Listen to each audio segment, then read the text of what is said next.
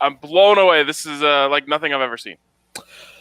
Yeah, and I mean, thank goodness I can't take good advice from you, from myself, and believed in all these picks to do two different parlays, which made the day even sweeter.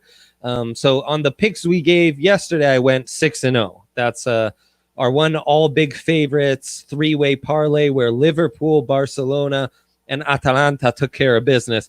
Atalanta and Barcelona made me sweat it out like nobody's business. All these games, there were like two that were kind of safe. The rest of the slate, I needed 9 games to go my way, were just brutal and came down to the last 20 minutes.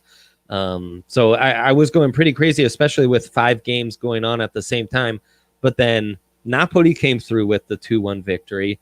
Roma came through. And Parma, I'm never betting against Parma again, because watching Roma like squander all these opportunities and having Parma go up early, and they scored a goal, but it was offsides. Like Parma really, really, really stressed me out on this one. My big upset of the day, Sassuolo against Bologna, easy breezy, plus 200 there. And then Torino went down 1-0 to Brescia, but they came back to win 3-1. So in the end, 6 picks correct in the Italian league. Parlay hits. And then, sadly, Fade RK happened for me. I mean, think of all the things that had to go right for this beautiful day to unfold. I had no business winning with Sheffield United. Like none. And yet they, after getting dominated, they get the set piece goal right at the death. And that started off things nicely. So the parlay was a plus 100. Sheffield United was a plus 200. Sassuolo was in the plus 200s. And then all those favorites hit. It was just delightful. What a delightful afternoon for me. So give me just a picture. What was the your biggest parlay you had was a 5-gamer, right? Yep. What were the odds on that? That was in the plus 1200s. Okay, plus 1,200 on that. What do you think you came out with units-wise today? I think just net, we're in a plus 15 unit day. Plus 15 units on the day. Wow. Midweek. What an absolute dream. I had one great win today. Oh, beautiful. I unfortunately lost the Wolves match, but I called it yesterday. I said, what the hell is West Ham doing being heavy favorites in a soccer game? Like, has anyone ever watched West Ham play soccer this season before making them? I mean, they were minus 107 while Burnley's over here at plus 330. So I said, hey, we'll play it safe here. I sprinkled a little on the tie, and I sprinkled half a unit on the tie, half a unit on Burnley to win. Well, Burnley wins. That's plus 330. And then, of course, beautiful. I gave up the half a unit, but, so you end up there with 3.5 units on that, or 2.5 units on that, maybe somewhere in that range with the win. So I'll take that. That was an easy one. 1-0, West Ham continues to suck. Love fading West Ham. I think that was a great call. I'm kind of kicking myself for not throwing that in the mix because, few picks have I been more enthusiastic about than when you came up with that one yesterday for us. Yeah, if you threw that into your 5-gamer. Oh, yeah. I mean, we'd be looking really good. I might have quit this show and retired for a living at that point. So, yeah, pretty incredible, especially with everything happening at the same time. I mean, 2 hours ago, I thought that parlay was doomed. Atalanta I had in both parlays. My Italian League only parlays and my Intercontinental parlay with Barcelona and Liverpool, they were 0-0 going into the 70th minute. And I texted you, this could really shape up to be a great day if Atalanta can get me over the top. I texted you. They scored on a corner like that. They went up 2-0 maybe 10 minutes after that. So that almost ended up being a stress-free bet. Barcelona was really horrendous. Barcelona had no business winning a game where both teams ended up with 10 men, both teams getting a red card, and Espanyol squandered numerous scoring opportunities. They were the team pressing for the tie at the end rather than Barcelona trying to hit them on the counter. It was really brutal. All right. Well, I did say I had a little bit of a feeling on Brighton to beat Liverpool. Such was not the case. Brighton, Hove, or Albion didn't show up. None of the three cities were there. That's right. And Liverpool was up 2-0 before you could even figure out what Brighton, Hove, and Albion even meant, which we still don't really understand. And Liverpool, man, why do they make it look so easy? How do they make it look so easy? That was unreal and so quick too. And they just press, they defend by attacking. They come in waves and they're constant, and they just need like two good touches and they're boom. They're in the area and they're scoring what looks like an easy goal. Manchester City got back to it too with so much for my plus 2,200 Newcastle was where the value lied there. Minus 1,000, still a good bet for Man City, an easy 4-zip win. But yeah, Liverpool was amazing. 5-zip. Oof, geez. Yeah, they chipped in one at the death just for fun. I just can't get over Liverpool when I watch them. Like I watch Wolves just like slog their way through this game, just begging for a goal all day, and then 20 minutes later, Liverpool is on there just tapping them in like it's nothing. Same thing with Manchester City. Honestly, it's actually soccer can be really frustrating to watch. The more I watch of it, it's true, and exhilarating sometimes. Right. It kind of reminds me, and this is not a fair comparison to my Wolves, but it reminds me of like when I watch a CU football game, and then I get home and I turn on like Texas Tech or something, and I'm like, how are they moving the ball so easily? Why don't we do this? Like, what is going on here? Yeah. This doesn't make sense. But that's kind of how I felt watching Liverpool today. I'm like, my team just dragged for 95 minutes trying to just pray one into the goal, and they just, they scored 2 in the first 10 minutes. It was actually really frustrating to watch. But anyways, yeah, that was a tough 10-0 for you today. Unbelievable. What can I say? All right, so give us 10 more for tomorrow. Let's go. Yeah, I guess so. You'll have to stay tuned for the rest of the show. Yeah, we'll give out some more picks. We do have some PGA action starting up tomorrow. It's very confusing what's going on here in the PGA. They're playing 2 tournaments back-to-back at the same place. Muirfield Village is where they're playing, and this is a tough course, which is fun because I'm tired of watching these guys just rip up easy courses. Right. I want to see them struggle a little bit. This is a tougher course, and I'm just really interested in what's going to happen here because there's 2 scenarios. One is a guy like Justin Thomas goes out there and wins this thing, and then he becomes the favorite to win next week because they're running it back with the Memorial Tournament, which everyone's heard of, next week at Muirfield Village. So I think that's a possibility. And then I also think that maybe some of these bigger names are almost treating this like one big long practice round and almost, I don't want to say not taking it seriously because whenever there's like millions of dollars on the line, I can't imagine them not taking it seriously, but maybe experimenting a little more than they would. Okay, let me see if I can draw this around those trees, or can I reach this into, I think it's like a nothing to lose tournament for some of these bigger names. And so I wonder if just a guy, that I was looking at, like a Colin Morikawa, who's like a guy who's playing good golf, and isn't going to, take anything for granted because he's young and he's still played less than 30 tournaments on the tour. And he sees this as like, I'm going to take this one super seriously, and go win myself, $1 million while all these other guys are, trying to experiment. I think young golfers are the way to go in this Workday Charity Open. Okay, that makes a lot of sense because I was thinking like, well, maybe guys like Brooks Koepka or Justin Thomas, they almost, they care less, so it's less pressure and they're playing more loose, and that might almost be an advantage. But I like how you laid it out and the experimenting and not really having your foot on the gas as much, and how that could, make these bigger names less value. I think Victor Hovland, who has played well, a bigger name, but not a big name. He'd really like to get another win on the tour under his belt. 22, so he fits the age range. You get him at plus 2,600 here. He's one where wise guys have liked him, but Morikawa, he's got the 5th most money bet placed on him. So the sharps agree with you, my man. Yeah, Morikawa at 30-1 really, really intrigues me. DraftKings mixing it up this week. Have you noticed that they're not going with their normal boosts on any sports?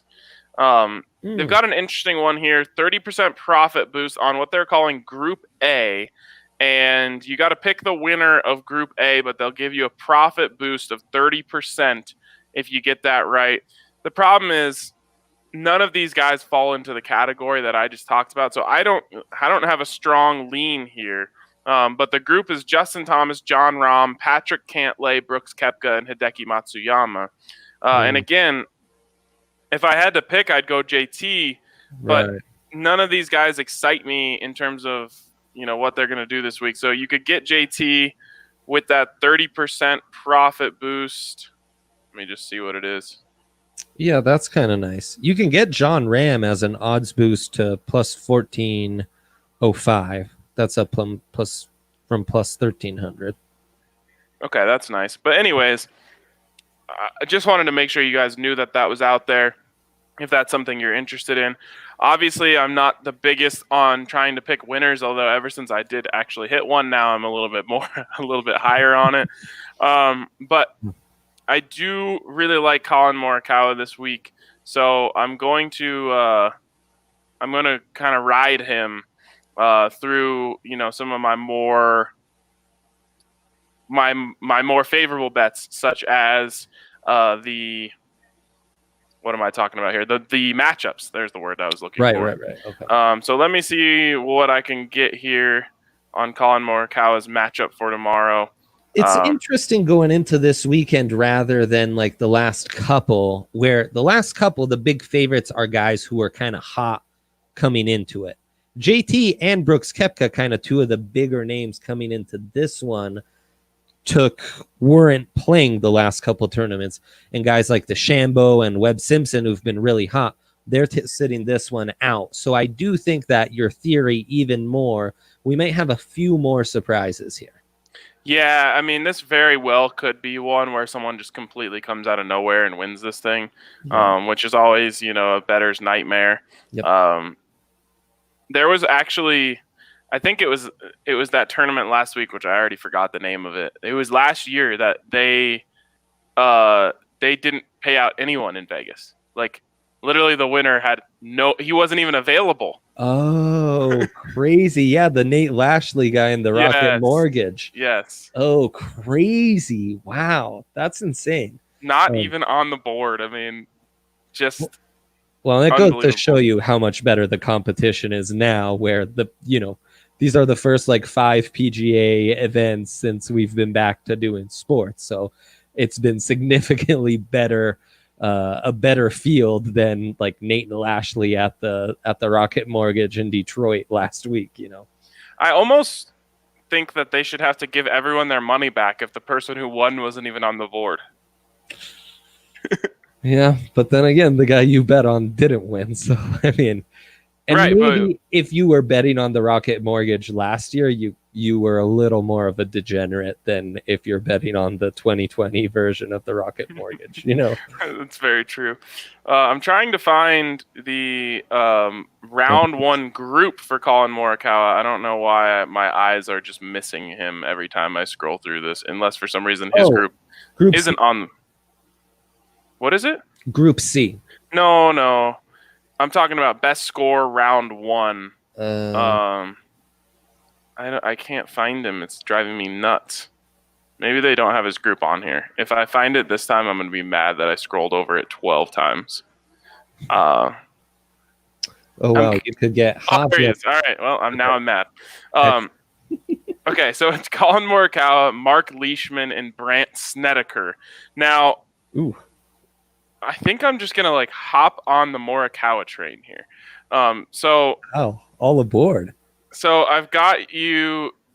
I'm going to give you 3. Well, let me see. Let me just work my way through this here. Damn it, I can't find this either. Here we go. Okay, good. Let me see if Morikawa is in one of these 6-shooters. So he is. Okay. So I've got 3 different Morikawa bets. Uh-huh. We're going to live or die with Morikawa tomorrow. Okay. Morikawa, tie no bet to beat Mark Leishman straight up. All right. Okay. And we're going to add another guy to the mix. We're going Morikawa to win his group straight up. So that's Leishman and Snedeker. That's plus 145. And then we're going to go round 1 late 6-shooter, Colin Morikawa to beat Fitzpatrick, Scheffler, Leishman, Snedeker, and Rogers at plus 300. Oh my god. Oh. The all Morikawa. Okay. We're calling on Colin here to come through for us. We might as well take him, sprinkle him to win, and, yes. And top 5 and top 10 at this point. I'm all in on Morikawa. Can I bet on his over under tomorrow? Nope, they only have a few guys there. Oh damn, that's a shame. Now the good people. What's it called? It's like Sportsline, where they run the projections for all these PGA tournaments using a bunch of different factors and what have you. They like Hovland, and then they do they warn against the pick of Brooks Koepka, who to the layman like me looks like nice value, but Brooks hasn't looked great since being back. We've talked about his issues of not always being locked in these lesser tournaments. That might be especially true this week. I know that outside of JT, he's the one where not just the betting public, but the money has been going to, because at plus 1,500, a big name like that is nice value. But I would warn against that, just because there's his form and his mentality as a player. There's a few different factors that make Brooks Koepka a bit of a riskier pick than that appealing value might seem. Yeah, I mean, everyone's a risky pick when Morikawa is going to mow down the whole field. Fair enough. That's also true. Yeah. Morikawa 30-1 to win. What do we got here? Plus 650 on top 5, which is nice. Plus 300 top 10. Sadly, is a minus 295 to make the cut. So I would have liked better value, but when you're a stud like that, yeah. Just keep pouring it on. If his name is on there, pick it.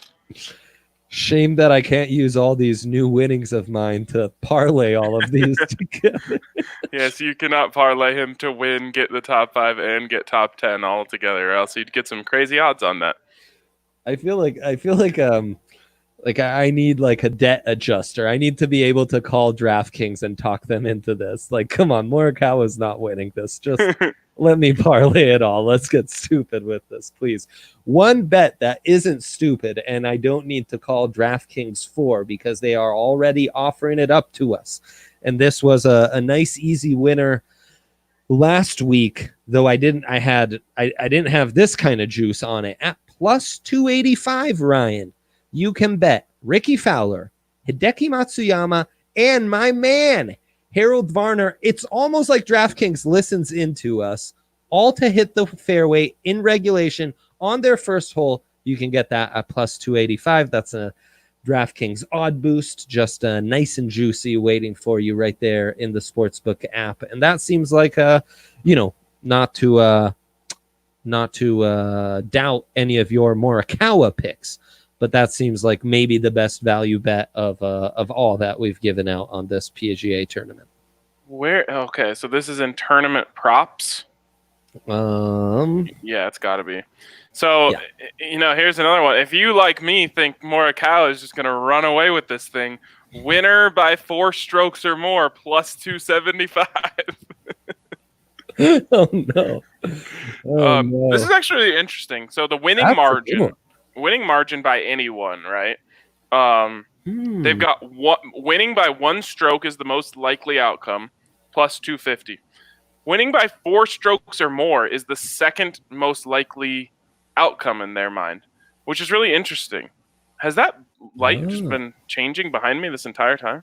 No, I think that has started just recently. I mean, I know the crowd is picking up down at the DNVR bar, but I didn't realize we were going full party mode already.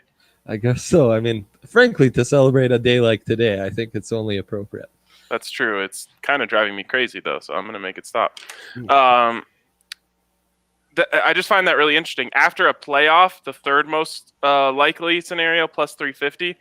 Winning by 2 strokes, tied with that, plus 350. And then 3 strokes, for some reason, super unlikely in their mind, plus 600. Why is 4 strokes or more? I guess because you get or more. But oh, there's an or more in there. Okay. Right. 4 strokes or more. It's the field pick, basically. Still kind of crazy. Boy, it feels like maybe some nice value if you want to sprinkle that 2 and 3.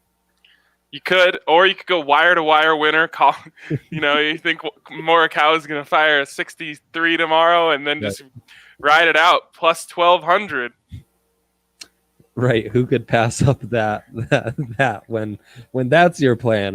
You have a point. Morikawa to have the best round of the tournament plus 4,000. Now I like this by 2 or 3 strokes though, because I think the scores will be slightly less. Right? So you're saying sprinkle 2 and 3. Yeah, and scores being lower though, right? Shouldn't that help the field be a little closer? Since you're saying they're not just going to Tyson this course like they have the last 2 or 3. Well, I don't think anyone but Colin Morikawa is going to do that. Right. Let's entertain that. Maybe Morikawa doesn't perform as we hope. What did Bryson win by this week? 2?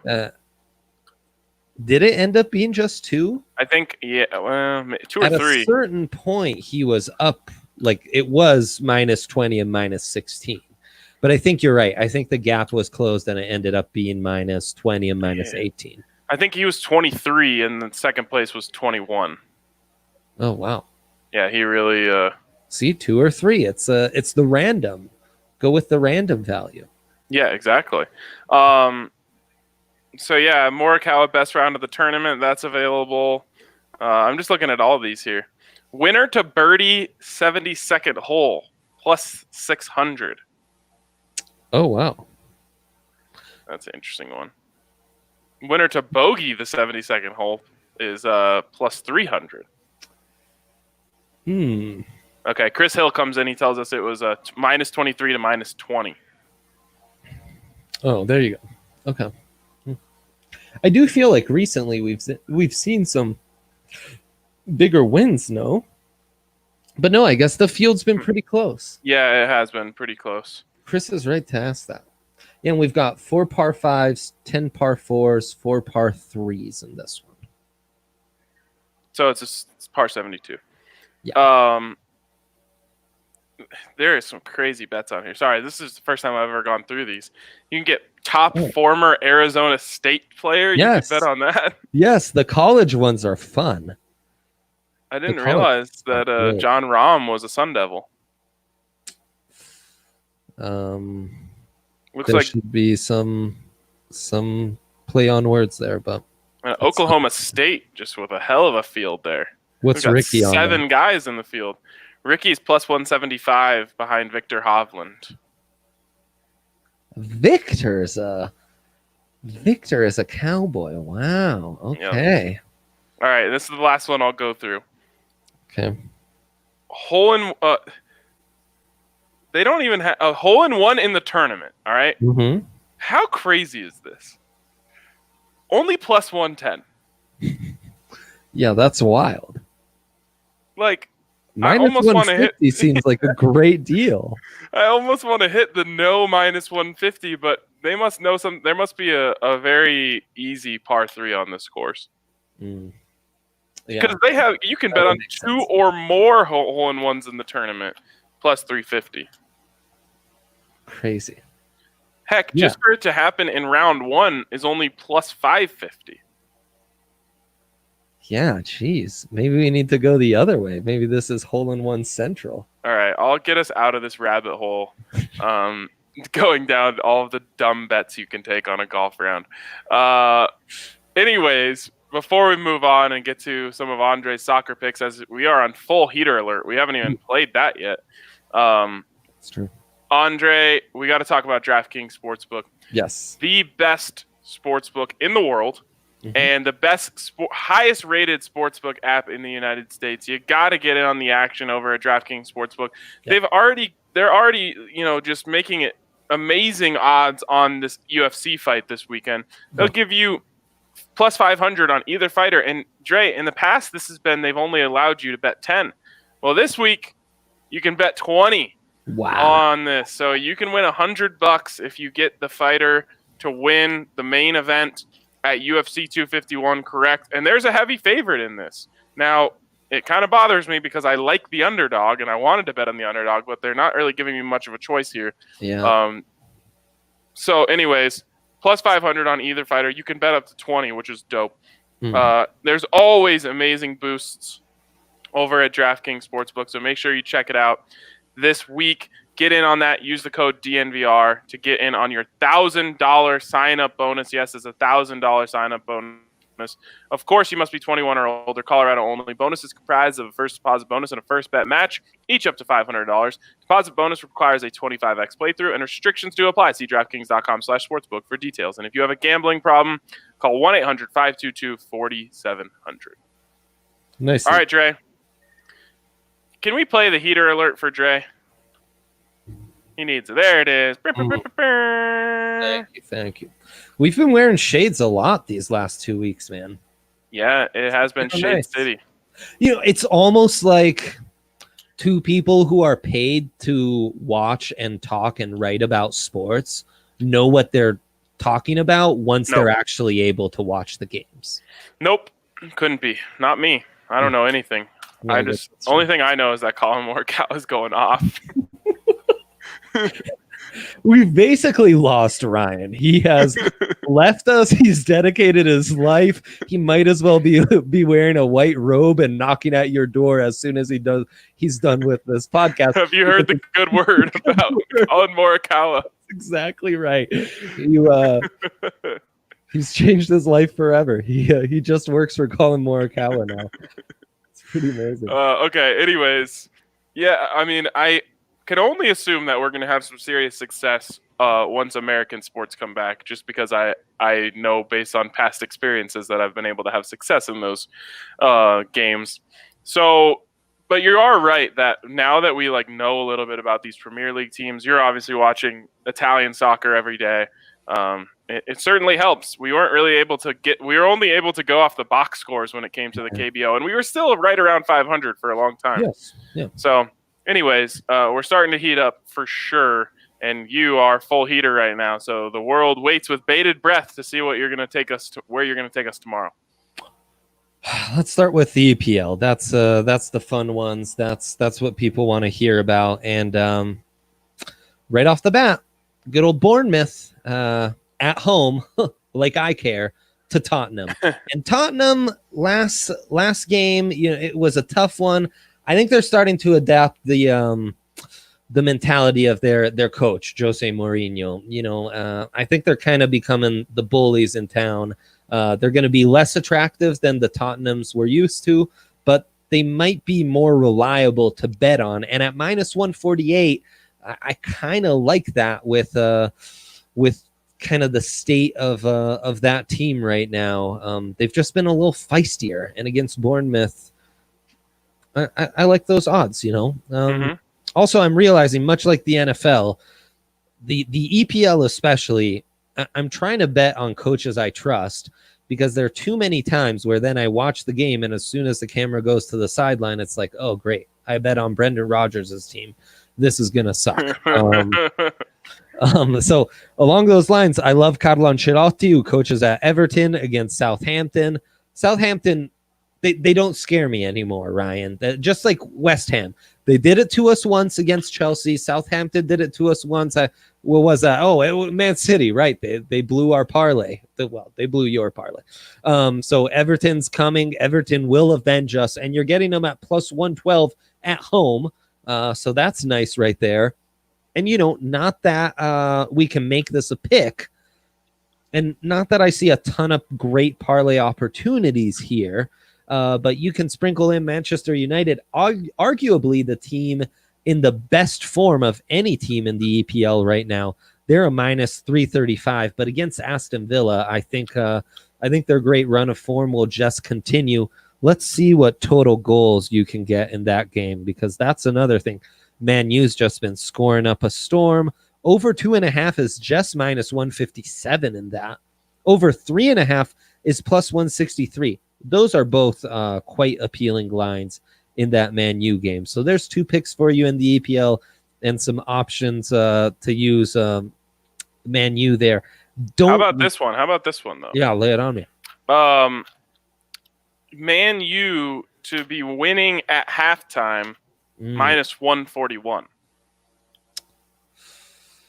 That's intriguing. They do score in bunches. I think you'll sweat that out for the first 25 minutes, and then you'll be just fine. But just know the road's going to be just a little rocky for 25 minutes. Just be prepared to strap in for a second. But just so you know this, the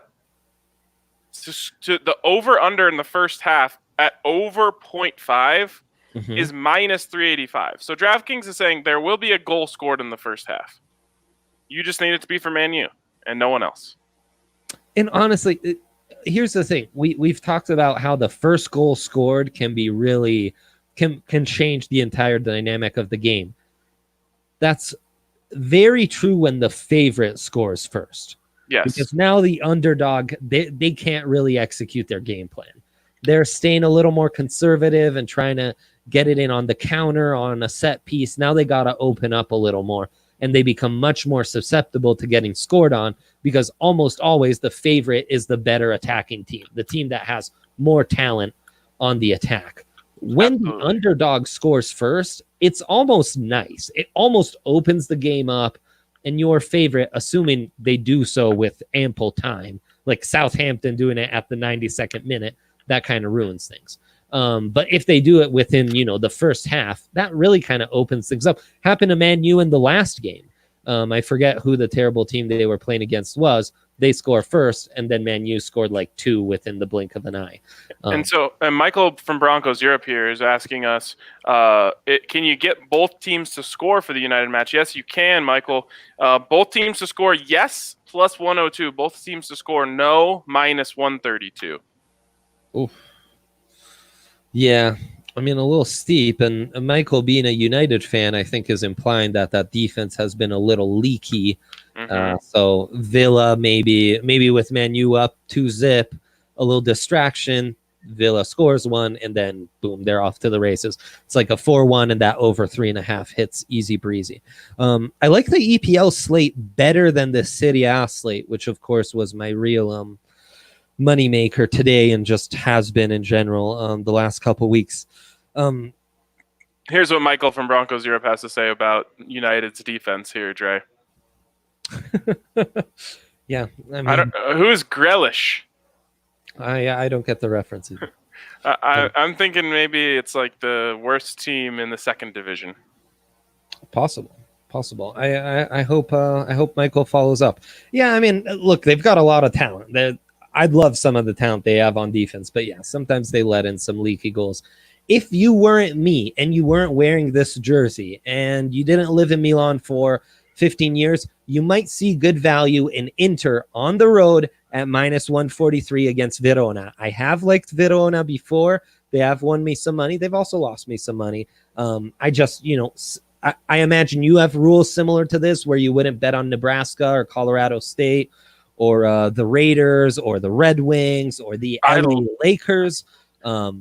So I mean, sometimes I can't pass up good value where it is, but I love like a 8:30 p.m. start where CSU is playing like Boise State and they're 13.5 point underdogs, and I love betting on Boise State. It's always a great way for me to finish my Saturdays. I mean, that's the thing. Your rivals pretty well. They're almost like your second, third team in some ways because you know them pretty well. So there can be some advantage in that. I do think Inter here is the better vet, and they're on the road, so you're getting a little extra value. it's not good enough for me to say, oh yeah, that's such good value. I have to give it as a pick. Oh, Just by the throw it way, out. there's a guy named Jack Grealish on Villa. That's who they were saying could There you score. go. Okay. I like that. I wonder if the joke is that Grealish is like the worst Villa No, player I think and he could score. Okay. I don't think it was a joke. I think he was literally saying like Grealish could score. Like, oh, okay. He might put one in. Okay, right. Because we need to remember the EPL. There's an outstanding talent on all these teams, especially in attack. So yeah, there are guys who can just bang it in and could have a nice final pick. Liga Thursday. Sevilla on the road to Atletico Bilbao. Sevilla hasn't quite got it right. They are clearly the fourth best team in La Liga. Since being back, they've been okay. But at plus 145 on the road, that would be my third pick. They did win their last time out. I think they're starting to figure out and get back on a roll. And again, you're getting a little more value because you're betting on the road team, but we don't care. Yep, totally. Love the pick. And last thing from Michael from Broncos Europe, he says, imagine a great wide receiver on an awful team. That's Grealish. Think like Randy Moss when he went to the Raiders. And he says, good night, lads. And I'm thinking maybe he gets a chance and all he has to do is Grealish the opportunity. Oh, boy. I was hoping you wouldn't make such a bad joke. and while I'm at it, I might as well just say, get more Morikawa. However much you can get, buy more. If the stock's out there, buy more. Just buy. More Morikawa. Yeah, and maybe be more responsible and use the odds boost for Fowler, Matsuyama, and Varner all to hit the fairway on the first hole. That sounds fun. I might get in on that as well. Yeah, Except they're teeing off at like 5:45 a.m. or something. Yeah, it's not happening. I want to be watching with bated breath. I want to sit there and like watch the ball like rolling towards the edge of the fairway. And it's like no, and then it holds up on the last blade of grass. We should mention soccer stateside tonight. Mm-hmm. Inter Miami against Orlando, a bit of a Florida derby. Inter Miami favorite. There's some odds boost there. And then tomorrow, bright and early at 7 a.m., New York City FC playing against the Philadelphia Union. And then we have two more games. Here's an official pick. Oh, no, that's Friday. Okay, I'm waiting. Never mind. All right. I just want to point out that in the two games that you mentioned, there were 4 different styles of MLS team. You had Inter Miami CF. You have Orlando City SC, NYC FC, and then the classic American team name, Philadelphia Union. That's 4 teams, 4 different styles of names. Please kill me. Yeah, figure it out. On principle alone, we will root for the Union. I don't think that's great value. So, what's the Union's odds there? They're in the plus. Everyone's in the pluses, which you like, plus 205. I'm in. Count me in. I mean, not as an official pick, but I just want to fade all these teams with dumb names. That's my new strategy. Okay. Beautiful. Is that all we got for today? Yeah. We got to get off because we have a game, the Florida Derby, to watch in 20 minutes. So, yeah. Also, I got to go hit my bank account so I can take out more money to put on a Colin Morikawa. All right. That's going to wrap it up for us today. Have a great day. Thank you for tuning in to DNVR Bets Daily, and we'll talk to you tomorrow.